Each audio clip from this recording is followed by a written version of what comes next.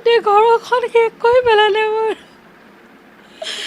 ঘৰখন শেষ কৰি পেলালে বোৱাৰীজনী শেষ হৈ গ'ল জীৱন এতিয়া ন্যায় লাগে উচিত বিচাৰ লাগে যোনে এয়া বেয়া কাম কৰিছে ইমান বৰ কাম কৰিছে সিহঁতক শাস্তি দিয়ক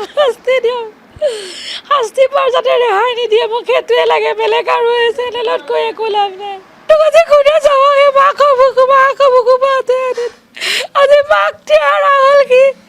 মাক তিয়াৰা হ'ল 9 বছৰ ল'ৰাটোক কোনে চাব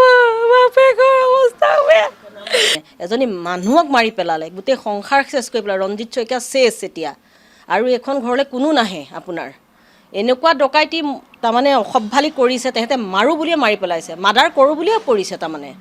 আৰু হয়তো তেওঁলোকে চিনি পাইছে চিনি পোৱাৰ কাৰণে তেওঁলোকক বেছি এটেক কৰিছে সেইকাৰণে আমাক ন্যায় লাগে ডাইৰেক্ট গুলিয়াব লাগে ঘটনাৰ কাৰণে এটা পৰিয়াল ধ্বংস হৈ গৈছে এতিয়া যদি পুলিচ প্ৰশাসনে তেওঁলোকক উচিত শাস্তি নিদিয়ে তেওঁলোক ওলাই আহি আকৌ এটা পৰিয়াল ধ্বংস কৰিব কৰিছোঁ যাতে দোষীয়ে উচিত শাস্তি পায় সিহঁতক এনকাউণ্টাৰ কৰে ফাঁচি দিয়ে যাতে এখন ঘৰ যেনেকৈ ধ্বংস হৈছে আৰু যাতে বেলেগ ঘৰ যাতে আৰু ধ্বংস নহয় এনেকৈ কোনো সন্তান নিথৰুৱা নহয়